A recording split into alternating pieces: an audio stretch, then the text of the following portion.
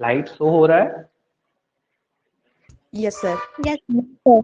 तो हम इमोबिलाइजेशन के बारे में देखें तो immobilized enzyme are those which are physically anchored to an solid phase for repetitive use without losing the its catalytic activity, या हम ये कहें कि हम जो है उनकी कैटालिटिक एक्टिविटीज को कम किए बिना या उनमें कोई इफेक्ट हुए बिना हम एंजाइम को किसी सॉलिड सल्फेट या सरफेस मैट्रिक्स से अटैच्ड करा के रखे, इमोबिलाइज या स्थिर करा के रखे। इसलिए इमोबिलाइजेशन का मतलब होता है हिंदी में स्थिरीकरण। एंजाइम मतलब उत्प्रेरक, स्थिरीकरण या सही कहेंगे।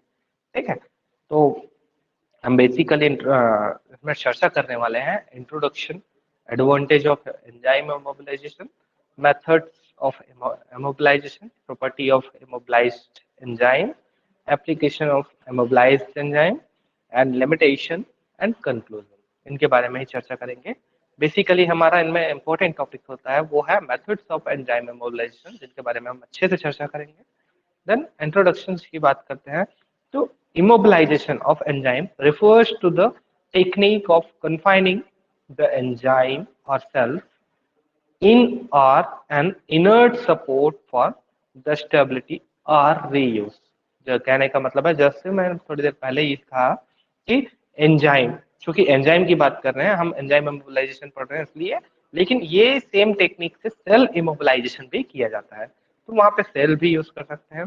तो हम पहले पढ़ रहे हैं एंजाइम टेक्नोलॉजी, एंजाइम इमोबिलाइजेशन। तो एंजाइम को ही बताते हैं कि एंजाइम को इमोबिलाइज करने की वही टेक्निक जिनमें एंजाइम्स को इनर्ट सपोर्ट या सिंथेटिक सबस्ट्रेट से, सॉरी सपोर्ट मटेरियल से बाइंड कराते हैं, अटैच्ड कराते हैं, और ताकि उनकी स्टेबिलिटी या उनको रीयूज कर सके करने के लिए। ठीक है, by employing this technique enzymes are made more effective and cost effective for their industrial use। अब आप देखेंगे, आप लोगों ने पहली क्लास में मैंने आपको एक प्रैक्टिकल करके दिखाया था क्लास में ही कि हमने कैटालेज एंजाइम का, सॉरी अल्फा एमाइलेज एंजाइम का हमने जो है यहाँ पे प्रैक्टिकल दिखाया था स्टार्च के साथ में। ठीक है, स्टार्च क्या कर, स्टार्च सॉल्यूशन था, उनमें हमने एमाइलेज डाल दिया और आयोडीन डाले थे, तो वो जो ब्लू कलर आ रहा था स्टार्च की वजह से, थोड़ी देर बाद वो ब्लू कलर डिसअपियर हो जा रहा था। क्यों? क्योंकि जो एमाइलेज एंजाइम है वो स्टार्च को तोड़ रहा था, और स्टार्च और आयोडीन का रिएक्शन ब्लू कलर देता है, जबकि स्टार्च और ग्लूकोज ग्लूकोज में कन्वर्ट हो गया, जिसकी वजह से आयोडीन अलग हो गया, तो ब्लू कलर का कलर कॉम्प्लेक्स नहीं बना पा रहा था।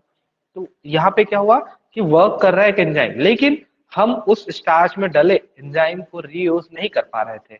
दूसरे जगह, दूसरे ट्यूब में हम फिर से फ्रेश एंजाइम यूज कर रहे थे, जबकि वो एंजाइम हमने पढ़ा है एंजाइम सबसे स्टार्टिंग में कि एंजाइम जब सबस्ट्रेट के साथ भाग लेता है या अभी किसी भी रिएक्शन में भाग लेता है तो वह स्वयं अपरिवर्तित रहता है, या there not change in the reaction. ठीक है, ये रिएक्शन में चेंज नहीं होता, रिएक्शन के रेट में चेंज करता है, रिएक्शन रेट को एसिलरेट करता है, बट खुद चेंज नहीं होता। ठीक है, तो इस हिसाब से हमने पढ़ा, तो उस एंजाइम को हमको यूज कर लेना चाहिए, लेकिन क्या यूज कर पाते हैं? नहीं कर पाते। इसीलिए हम क्या करते हैं, एंजाइम को इमोबिलाइज करते हैं, ताकि वो एंजाइम को हम सबस्ट्रेट और प्रोडक्ट से अलग कर सके और फिर से दूसरे सबस्ट्रेट के साथ उनका रिएक्शन करा सके। Enzyme are used to produce large immobilized enzyme. इसके द्वारा हम जो है एक एंजाइम की जगह में हम बहुत सारे एंजाइम्स का कलेक्शंस बना के हम उसको यूज कर सकते हैं। लाइक हम आगे देखेंगे कि कैसे ये होते हैं। एडवांटेज क्या क्या है इमोबिलाइजेशन ऑफ एंजाइम्स के, इनके बारे में बात करते हैं। तो stable and more efficient in function, जैसे हमने पहले ही स्टार्ट इंट्रोडक्शन में देखा कि ये जो है स्टेबिलिटी देता है इमोबिलाइजेशन। दूसरा, जो एफिशिएंसी है फंक्शन की, एंजाइम फंक्शन की, उनको बढ़ाता है। ठीक है, कैसे बढ़ाता है हम आगे देखेंगे। Then can be reused again and again. हमने अभी उदाहरण से ही समझा कि हमारे पास एमाइलेज एंजाइम है, स्टार्च में हम रिएक्शन कराते हैं, तो अगर हम उनको एंट्रैप कर लिए या इमोबिलाइज कर लिए तो हम उनको दूसरे स्टार्च के साथ रिएक्शन करा सकते हैं। फिर वो अगर प्रोडक्ट में कन्वर्ट हो गया तो हम दूसरे स्टार्च के साथ रिएक्शन कराएं, मतलब इनको use again and again again again again ये हम कर सकते हैं। Then products are enzyme free. अब वहां पे हम एंजाइम को निकाल लिए, तो हमारे पास स्टार्च को तोड़े थे, स्टार्च को किसमें तोड़े, ग्लूकोज फ्रक्टोज या ग्लूकोज ग्लूकोज में तोड़ दिए। तो उस ग्लूकोज को हमको सिर्फ ग्लूकोज ग्लूकोज हम अलग कर सकते हैं, हमारा जो एंजाइम है उसमें नहीं रहेगा, हम उससे निकाल सकते हैं अपने एंजाइम को। तो जो हमारा प्रोडक्ट बनेगा वो एंजाइम फ्री मिलेगा। थर्ड है ideal for multi enzyme reaction system. अब हम जो है इसके लिए आइडियल बना सकते हैं कि मल्टी एंजाइम सिस्टम में हम इनका यूज कर सकते हैं, एक आइडिया है और इनका यूज आजकल होता भी है। ठीक है, control of enzyme function is easy. हम किसी पर्टिकुलर एंजाइम के फंक्शंस को इजीली कंट्रोल कर सकते हैं कि हाँ ये एंजाइम का फंक्शन इस टाइप का होगा, इतना देर काम करेगा उसके बाद काम बंद कर देगा, मतलब हमने एंजाइम निकाल लिया, काम को बंद कर दिया। ठीक है, suitable for industrial and medical use. इनसे क्या होगा इंडस्ट्रियल में, इसलिए क्योंकि ये एक एंजाइम से जो है बहुत सारे सबस्ट्रेट से रिएक्शन करा सकता है। तो इनसे फायदा क्या हुआ कि किसी इंडस्ट्रीज को या मेडिकल इंडस्ट्रीज है उनको बार बार जो है एंजाइम परचेज करने की जरूरत नहीं होगी। अगर वो इंडस्ट्री एक ही एंजाइम से बार बार सबस्ट्रेट से रिएक्शन कराता है इमोबिलाइज करके, तो उनको हर बार जो है एंजाइम परचेज करने की जरूरत नहीं पड़ेगी या नया एंजाइम लाने की जरूरत नहीं पड़ेगी, पुराने एंजाइम है उनके पास, उन्हीं से वो काम कर सकता है। तो इस टाइप के जो है सुटेबल है इंडस्ट्रियल एंड मेडिकल यूज के लिए। Minimize effluent disposal problem. अब जो इफ्लुएंट मिलते थे एंजाइम और प्रोडक्ट के मिक्सचर, उनको जो है मिनिमाइज किया जा सकता है क्योंकि हम एंजाइम को निकाल लिए। अब बचा प्रोडक्ट, उस पर्टिकुलर प्रोडक्ट को हम यूज करेंगे, उसी प्रोडक्ट के लिए तो हमने ये रिएक्शन कराया है। तो यहाँ पे जो इफ्लुएंट है मतलब जो बाहर निकलने वाले वेस्ट है उनको हम कम कर सकते हैं। ठीक है, देन है methods for immobilization of enzyme. तो क्या क्या मेथड्स है एंजाइम इमोबिलाइजेशन के, इनके बारे में देखते हैं। The commonly employed technique used for immobilization of enzyme is broadly four fields. Yeah, broadly four methods are used in enzyme immobilization. First, here is not broadly filled. Here is the techniques of enzyme immobilization like absorption, ionic bonding, covalent bonding, entrapment, microencapsulation, cross-linking. But they are categorized in broad field like entrapment method, carrier binding method, cross-linking method, nanocrystalline method. These are the broad field method of the enzyme immobilization, and the subtopic of included of like entrapment method, like gel entrapment, microencapsulation, liposomal encapsulation, fiber entrapment, membrane entrapment, and microbial encapsulation. If these are included in the entrapment method. Then second is carrier binding method like by ionic binding interaction, ionic interaction by covalent linkage, and by adsorption by biological affinity. Then another one's cross-linking method like intermolecular linkage using chemical agents. Then last nanocrystalline method, attachment to the nanocrystalline ceramic cores. तो ये आपको जो है ये मैं चार broad methods की बात की, ये आपको यहाँ पे नहीं दिख रहा है। यहाँ पे हम बेसिक जो 6 मेथड्स है जिनके द्वारा हम एंजाइम को इमोबिलाइज करते हैं इनके बारे में चर्चा करेंगे। ठीक है, तो ये आप ध्यान रखना चाहें तो रख सकते हैं। और ये जो 6 है वो कहना चाहिए सफिशिएंट है आपके स्टडी के लिए। ठीक है, तो हम बात करते हैं एड्सॉर्प्शन। तो पहला वर्ड आता है एब्सॉर्प्शन और दूसरा एड्सॉर्प्शन। डिफरेंट क्या है, एक में लगा है ए बी, दूसरे में लगा है ए डी, ऑप्शन ही है। एब्सॉर्प्शन मतलब लाइक स्पंज वाटर को एब्सॉर्ब करता है, दिस आर द एब्सॉर्प्शन। ठीक है, एड्सॉर्प्शन लाइक स्टोन को हम वाटर पे डाल देते हैं, वहां सरफेस में जो है वाटर चिपक जाता है, this are the adsorption. So in physical adsorption, the carrier molecule is inert in nature and enzyme are bind to it.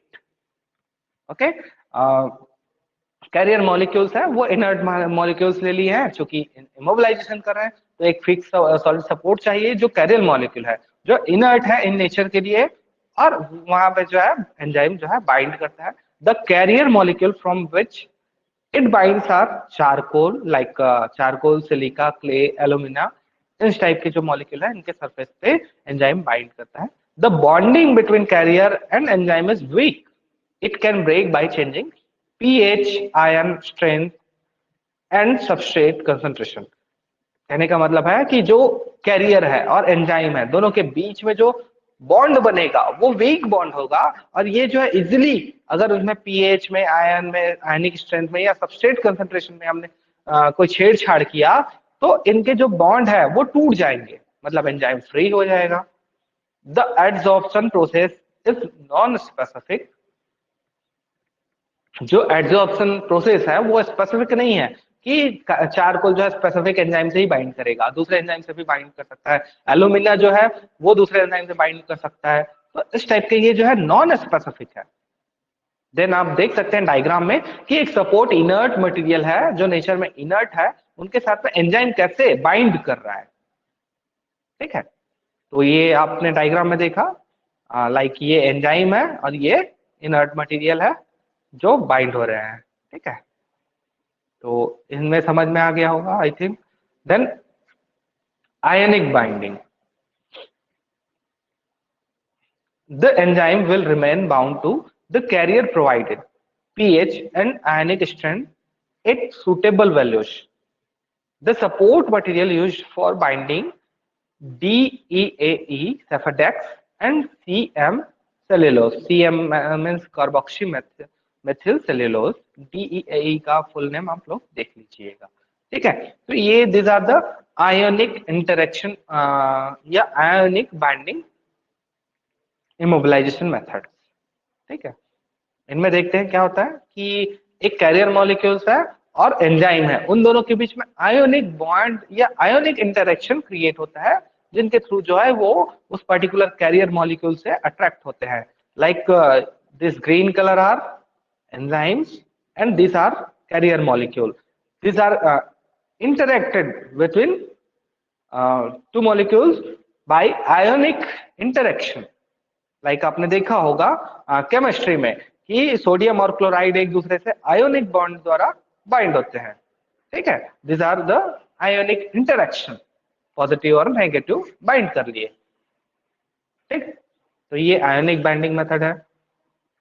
Then third, covalent bonding. In covalent bonding enzyme and carrier are bound by covalent bond. अब यहाँ पे क्या होगा कि enzyme और carrier molecule के बीच में कोवेलेंट बॉन्ड बनेगा। The condition required for formation of covalent bond is mild so that any catalytic activity is not lost.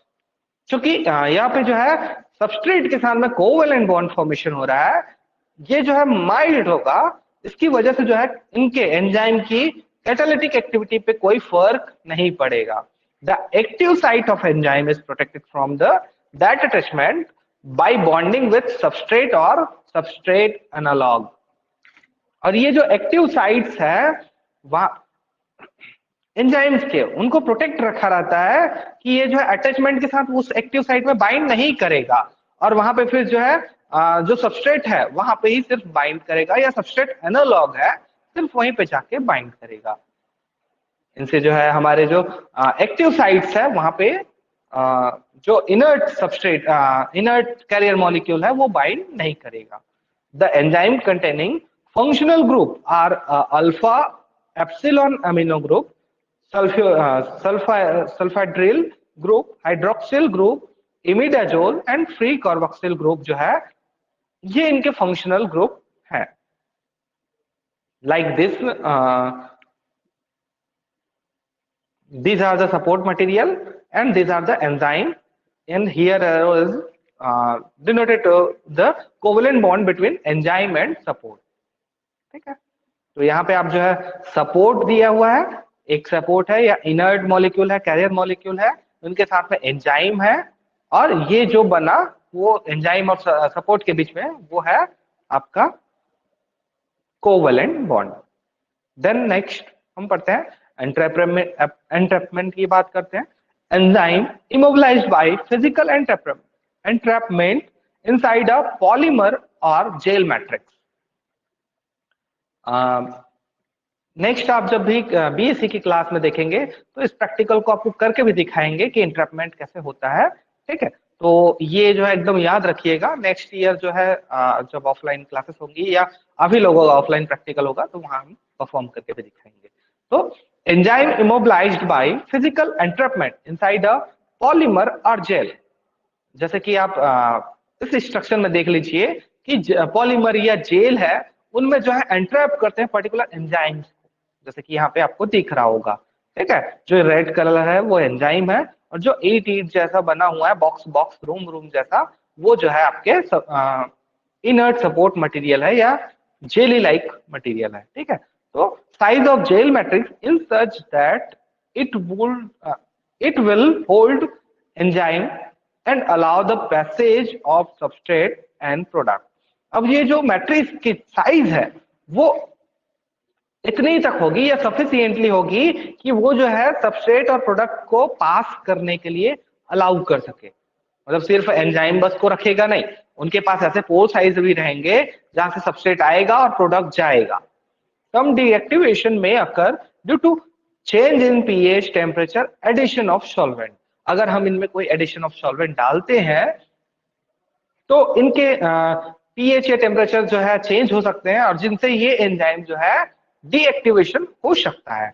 Career molecule used for entrapping is polyacrylamide gel, collagen, gelatin, starch, cellulose, silicon, rubber. ये सारे जो molecules हैं या ये सारे जो chemicals हैं, इनके द्वारा हम किसी एंजाइम को एंट्रैप कर सकते हैं, या ये सारे जो मॉलिक्यूल्स हैं वो कैरियर मॉलिक्यूल ऐसा वर्क करेगा, ठीक है। Entrapping commonly used gel is polyacrylamide which are synthesized by acrylamide and N-methylene bisacrylamide के द्वारा जो है इनको सिंथेसाइज किया जाता है, और कॉमनली जो है पॉलीएक्रिलामाइड को यूज किया जाता है। The degree of average pore size depend upon the proportion of acrylamide and बिसएक्रिलामाइड।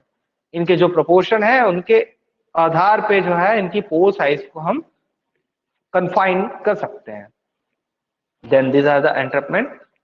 Here is the, यही समझ लेते हैं कि red colour shows the enzyme and yellow colour is like carrier molecules. तो ये जो लाल कलर वाले हैं वो एंजाइम है, और येलो कलर जो दिख रहा है आपको ये जो है आपके कैरियर मॉलिक्यूल है जो एंजाइम को एंट्रैप करके रखा हुआ है। एंट्रैप मतलब पकड़ के रखा हुआ है। एंट्रैप मतलब इन ट्रैप, ट्रैप मतलब जाल, जाल में इन होना मतलब फंसाना, ठीक है। तो जाल लाइक संरचना है जिसमें ये आपको दिख रहा होगा कि फंसा हुआ है, ये मैट्रिक्स है, और जो स्काई ब्लू कलर में है वो एंजाइम एंट्रैप्ड हो चुका है। देन है micro encapsulation. Micro encapsulation is a type of entrapment. यहाँ पे देखिएगा माइक्रो एनकैप्सुलेशन जो है, अभी जो हमने एंट्रैपमेंट पढ़ा उन्हीं का टाइप है, और वो जो है जो हमने पहले पढ़ा वो जेल एंट्रैपमेंट था, अभी जो है माइक्रो एनकैप्सुलेशन है। Micro encapsulation is a type of entrapment. It refers to the process of spherical particle formation where a liquid or suspension is enclosed in a semi-permeable membrane. The membrane may be polymeric, lipoidal, lipoprotein based on non-ionic in nature. तो इस type के जो protein career molecules है उनके द्वारा जो है micro encapsulation as like, आपने जो कैप्सूल्स देखे होंगे सेम लाइक जो है ये बनता है जब हम स्ट्रक्चर देखते हैं। तो this like the semi permeable membrane here under enzyme are entrapped, ठीक है। तो आप जैसे कैप्सूल खाते होंगे लाइक बहुत सारे होते हैं, लाइक बी कॉम्प्लेक्स है या ओमेप्राजोल्स है, तो उनमें अंदर क्या होता है, ऊपर जिलेटिन का कैप्सूल मेम्ब्रेन होता है, देन अंदर जो है पर्टिकुलर एंजाइम या पर्टिकुलर ड्रग्स होते हैं, ठीक है। तो this are the capsule, same word the same terms in here, encapsulation या माइक्रो कैप्सुलेशन, ठीक है, micro encapsulation. Then the cross-linking, the absence of solid support is a characteristic feature of immobilization of enzyme by cross-linking. या solid supports है और enzyme है, इनके बीच जो है क्रॉस लिंक बनेगा और इनके द्वारा जो है the enzyme molecules are immobilized by creating cross link between them by involvement of polyfunctional reagents। जो पॉलीफंक्शनल रिएजेंट होंगे उनके द्वारा जो है उनके इन्वॉल्वमेंट से जो है क्रॉस लिंक बनेगा एंजाइम एंजाइम का। ठीक है, the reagent include glutaraldehyde, diazobenzidine, hexamethylene,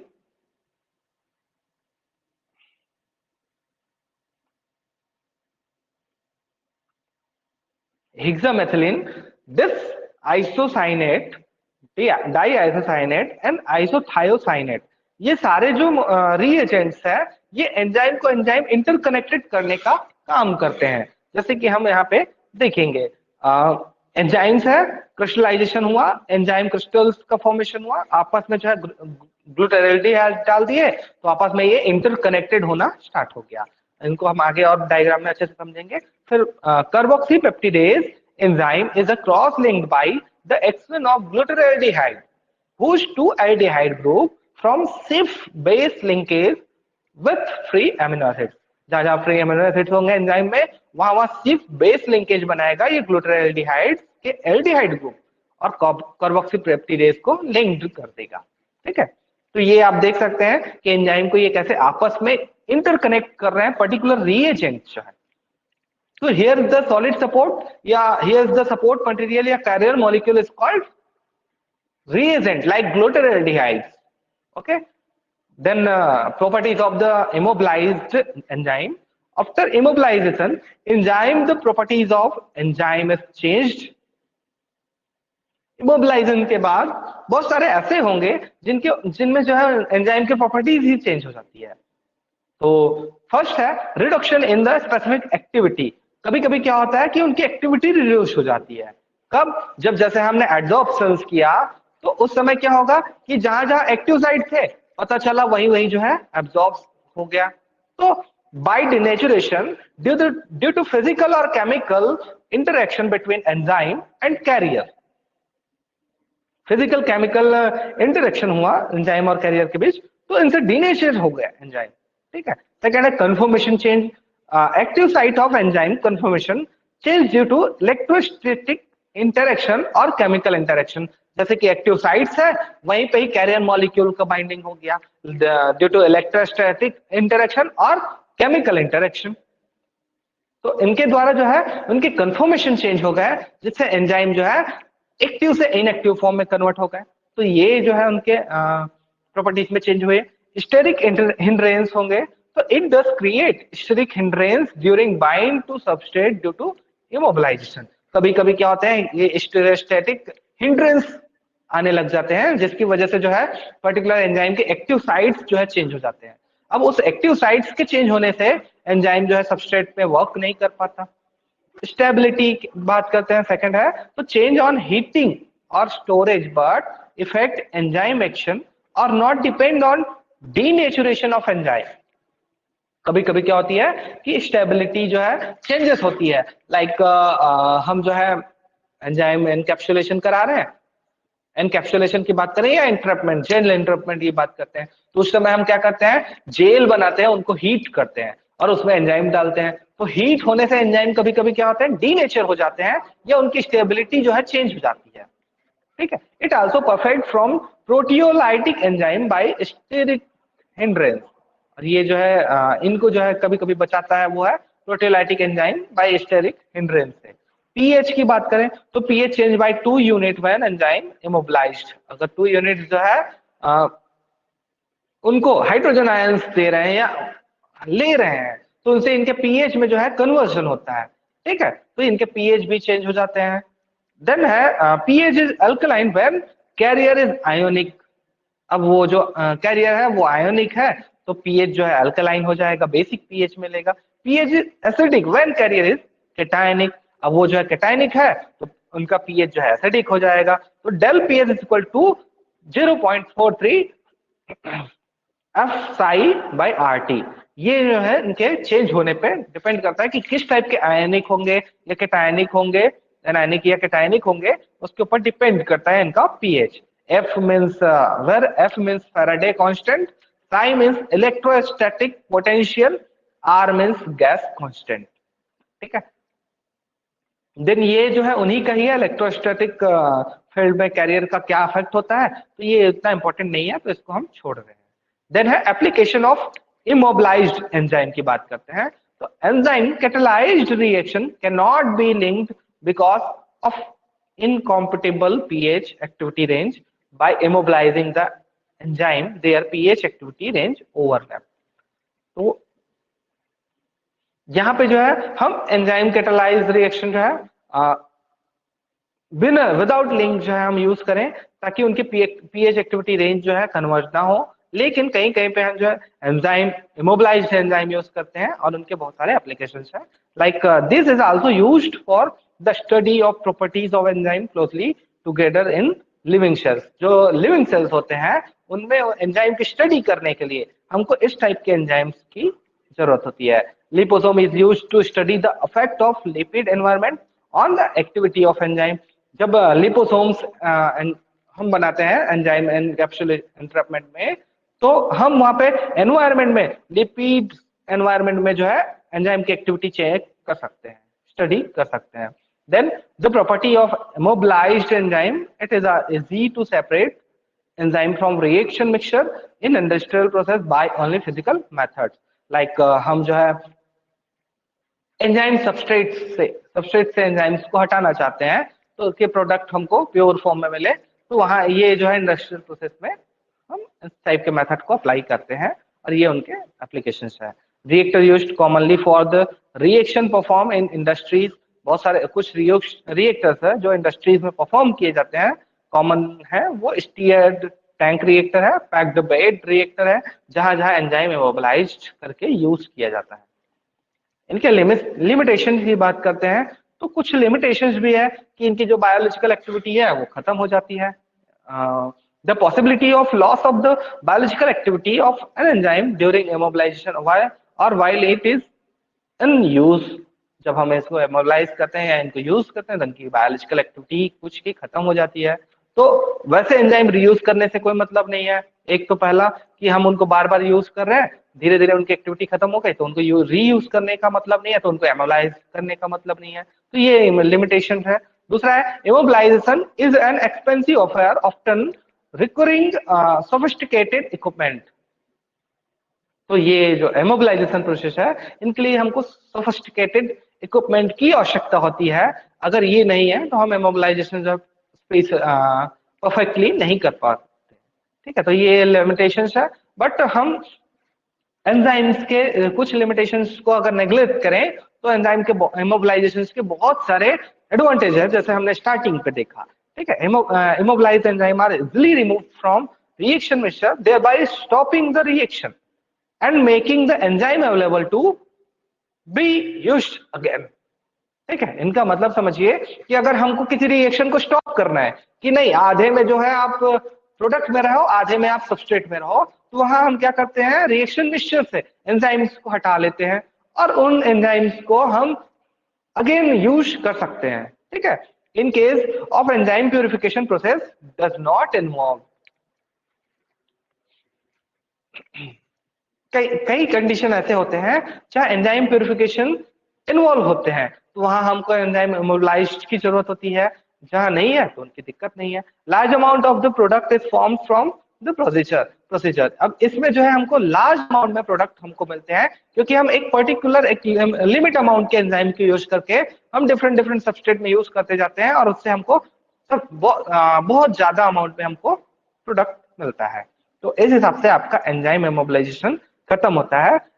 कुछ रेफरेंस बुक्स हमने लिए हैं, like enzymes by Trevor Palmer and biochemistry U Satyanarayana. Pub RECS PUBG नहीं है, पब गेम है, इनकी वेबसाइट है, वहां से दिया हुआ है, बट से वही आ जाता है दिमाग में। तो इस हिसाब से हमने जो है आपका एंजाइम इमोबिलाइजेशन कंप्लीट हुआ।